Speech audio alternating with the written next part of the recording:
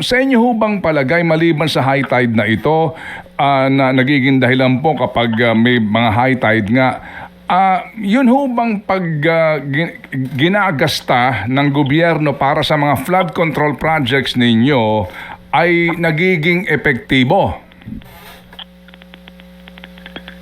And actually, kung nagawa po lahat yan, magiging effective. Mababawasan, I think. Ano po? Yan po, kung nagawa talaga ang mga flood control. Kasi kami, in the side of provincial government project, yung ginagawa po namin talaga, para nagdadagdag po kami ng mga irrigation, irrigation di canal. Of course, pag gumagawa po kami ng mga kalsada, lagi po mayroong may mga kanal po yan, naka-drainage po yan sa gilid. Ayan po yan. Nataas po kami ng nagiging kawawa naman kasi naiiwan yung mga bahay. Most especially dito sa bandang Palumpitan na Gunoy. Yung catch basin. Opo, sige. So, Governor, ang probinsya po ng Bulacan, magkano po ang inyong budget? Budget po lamang ito, ninyo para po sa infrastructure o mga flood control projects po. Sa inyo pong term, nakakamagkano na po kayo? Ngayon pong taon, magkano? Last year, magkano ang yung first term po ninyo? Do you remember? Wala po akong blatus pong hawak. Nasa po natin, engineering office. Estimate po ninyo. Estimate. Ito, wala daw siya, no? Ito. Palibasa, nabugbog ka kasi nito, eh. Kaya takot ka, eh. Ito, tignan ninyo. Ayan, no? Total na contract. Ayan, no? Baliwag. 5.8 billion. San Jose, 3.6 billion. Balagtas, 3.3 billion. Grabe, no? Nakakalula. Agonoy, 3 billion. Malolos, 3 billion. Tapos sasabihin niya wala daw siyang flood control. Bugbugin ka kaya nito uli. Sige nga. Project po tayo. Opo. Mga estimate po ninyo, mga magkano po? Project po tayo. Siguro less than mga 900 po. 900 million lang. 900 million. Tignan nyo naman yan. Ito last year pa ito, We're talking about last year po. August 2025 pa ito inilabas kasi binaha din last year. So iba din yung ngayong taon.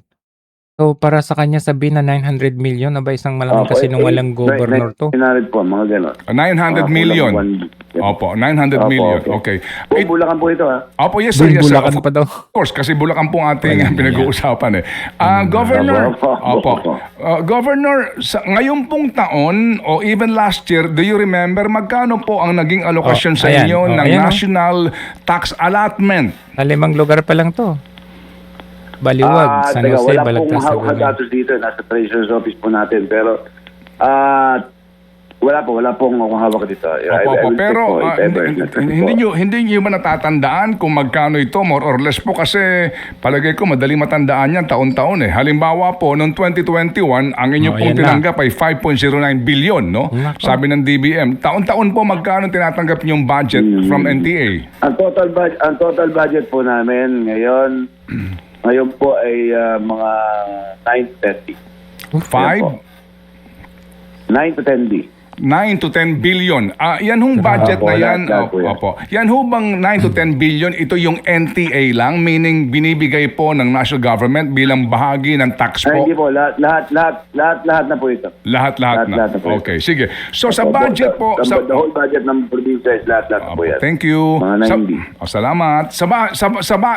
Sa budget po na 9 billion, ilan po doon yung nasa flood control po ninyo ngayon?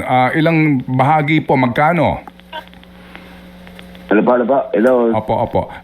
Nabanggit po ninyo yung 900 million na budget sa inyong flood control. Anong taon po yun, Mayor? Governor? Opo, last year po, I think that last year and this year. Ano po? Last year and this year. Opo. So this year po, meron pa rin po kayong budget sa flood control? Wala po kami flood control. Wala. Wala daw silang flood control. Yan. Balita pa nga lang to, last year pa ito. Munisipalidad na may pinakamaraming bilang at halaga ng flood control projects. Total mo lahat yan. Ilan yan? More than 10 billion. 36912. Grabe. 17 billion, grabe ka talaga. Itong grupo po ng Tindig Hagonoy, una, ako lang po inahanga, no, kapag ganito may mga tao na nagkukusa nga dahil nga po pagod na po sila. Nun, sipag, sustainable infrastructure projects alleviating gaps. Wala daw flood control sinungaling. Flood management. Ang BIP na ito, Basic Infrastructure Program. BIP/Flood Mitigation Structures Protecting Public Infrastructures Facilities. Pero kapag Grabe ka. natin binusisi ito, isa lang ibig sabihin niya. 0.4 Para billion. po sa flood control. Iba-iba lang po ang tawag pero iba-iba ang control. provision sa GAA. So ito puntahan natin po, Sipag. hango po sa aming pagsasaliksik. Noong 2023, yung flood management program po for Hagonoy alone, Wow. 550 million. But wait, meron There's pang sipag. Yung sipag, mga kapatid, 1,215 million. But wait, there's more. There's more? Meron pang BIP, 183 million. Kapag tinotal mo 1.9. ito, 2023, wala pa po dito yung mahiya naman kayo, remember? Oo. Sa Grabe. Hagonoy pa lang, mga kapatid, 1,948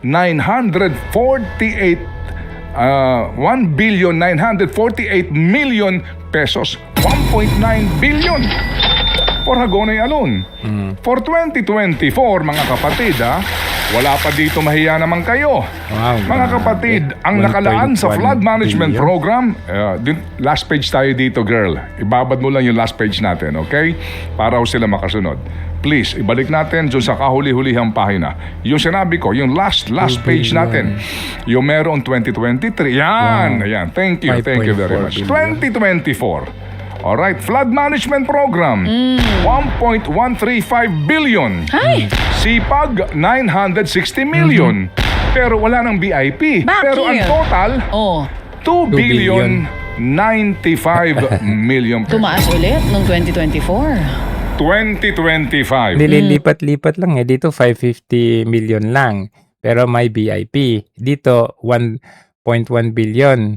Pero walang BIP. Galing Okay, mga kapatid, kung pupuntahan Dito na naman binabaan 260 million lang. Pero mataas yung natin mamaya yung 2025 budget na yan, in fairness, 2026 wala. Bakit kaya? may mga vetoed project dyan. Pupuntahan ko yung mismong pahina ng GAA. Mismo. Okay. Vetoed by the President. Ibig sabihin, wag natin ipatupad ito. Okay. Pero despite that, ang laki pa rin po na nakuha ng Hagonoy, Bulacan. 2025, Hagonoy. Flood Management Program, 260 million. Diyan natatapos nila, di ba? Dapat yan hanggang ngayon, meron pang ongoing projects. Sunod na yan, construction of revetment. Ang So kapag natin kinuwenta ito, 2023 tsaka 2024 budget na lamang, 11 plus 14 billion, magkano ito? Wow. 25 billion pesos ng mga flood control projects sa Bulacan. Ngayon, hihingi ka pa 200 milyong piso para sa master plan? Wow. Hindi ba pandoloko na yan? Panggagancho na yan? Tapos Ikaw na governor, ikaw na vice governor, ikaw na congressman, Wala daw napapauto alam. ka o kasama ka sa nang uuto? kasama siya. Tinatakot yan. Binugbog kasi yan. Ayan binugbog Sagot? kasi yan. Hindi ba? Oo. Sa laki ng perang inilalaan dyan, pagkatapos ngayon, naniniwala na naman kayo sa kanila, sa kanya. Oo, mamimigay lang ng bigas. Okay Gawa na. sila dito sa laki ng pera na nailalaan sa Bulacan. Ba't di ho natin klaruhin yan? Yung mga Tapos yung mga residente, ganyan. Nestor, mayroon na bang katulad niya, dapat flood control yan. Dapat matataas yan. Kung mo pinuputol nila yung sheet pile, mabababa na, Okay na. mabubuhay pa. Kasi ang nangyari, putol-putol, putol-putol yung project. Grabe Sana may talaga yung continuity na governor dyan. iginawa nila ng master plan. For Parang example, sa San Roque, Sa Ilocos isang isla Norte. na barangay, kulungin ito ng sheet pile. Matindi rin ang Walang yan. pakiusap ng mga taga-Hagonoy na sana'y bisitahin o mapuntahan na sila ng Pangulo nang makita ang kanilang kalagayan at matulungan sila sa kanilang problema sa flood control. Ang iba, nagawang magpaskil na ng karatula para iparating ang Dapat kanilang lang. pakiusap na mapuntahan sila ng Pangulo ng Bansa. Oh. Tapos, sinong pinadala? Mas maganda po kung bababain talaga kami dito. Nang kataasan po ang tubig para makita po yung tamang aktual na kalalagayan. Nananalig po kami na darating din yung panahon na dadalawin kami ni Pangulo Bongbong. Bisitahin Dumalaw mo naman sa kami inyo dito, last year, Pangulong BBM at Sec Beans Dizon, kasi para makita nila, Dumalaw pagbaba sa nila inyo dito last yung year. kalagayan talaga na Kasama pa yung governor nyo. hindi lang sa balita, media na nila nakikita. Binugbog lang kasi Nakakala nito, eh. nila porket umuulan is normal lang yung pagbaha. Hindi, normal na po dito yung paglaki ng tubig kahit wala pong high tide, dalang bagyo. Normal na po hanggang binti. Tagalan pa rin yung paghupa ng baha at nagsasalubong din yung high tide. Kaya talagang mararanasin yung pagtaas ng Tapos baha. Pero pumunta doon sa daw mga sila, parte ng giginto sa Pumunta daw balagtas kuno ay ang mga yan humuhupa na na yung siniwi. baha sa mga Yan, oras pumunta na ito. sila. Pero ano magagawa Ibig nila? sabihin, Nestor, yung mga nasa Kasi last year, bumisita din sila. So, dapat kung nag-inspect sila last year, alam na nila kung paano bigyang solusyon para hindi maulit ngayon. Pero ano nangyari? Lahat ng sinabi ng presidente na hindi na magkakabaha, hindi huhupa na, wala nang baha na ganyan. Ano nangyari? Baliktad. Nadagdagan pa. May bonus pang basura. Naku po, Diyos ko po.